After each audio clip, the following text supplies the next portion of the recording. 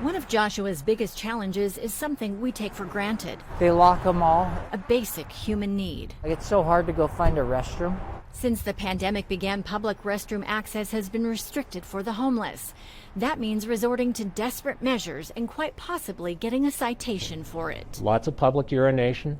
See defecation occasionally, but a lot of public urination. In an exclusive interview with 2 News, Judge John Baxter told us public urination is one of the top 5 offenses he sees in homeless court. Salt Lake City Mayor Erin Mendenhall admits this is a problem. But absolutely, access to restrooms is a fundamental daily human need for everyone. And with the COVID pandemic closing so many of our public buildings, from libraries even to some other stores not necessarily allowing people in to use their restrooms, the demand has risen dramatically. A 2 News investigation found legally no one has to provide a public restroom. But if there's an issue with people going to the restroom on or in a property, it's up to property owners to clean it up. Here in Salt Lake, that's typically the city or the state. Salt Lake County Health Department told us biowaste is one of several triggers that will kickstart an abatement like this. There's no culinary water.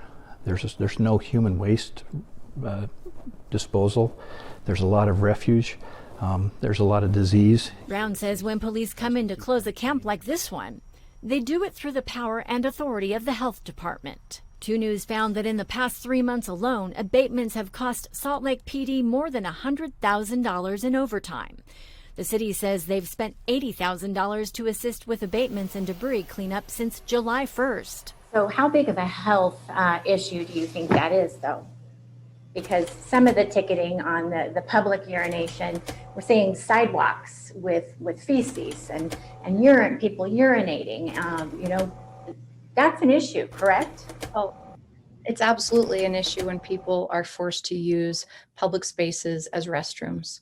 And that's why we work very closely with the Salt Lake County Health Department. Currently, there's 33 porta potties almost exclusively in parks. However, all but 5 locations are closed at night. The Community Commitment Program will work with communities who want to locate a restroom and absolutely working from a database place, looking at where those calls for service are. And we have and will deploy them where necessary. The Community Commitment Program launched this fall identified encampment hotspots for trash and biowaste removal, focused on neighborhood cleanups and outreach to the unsheltered.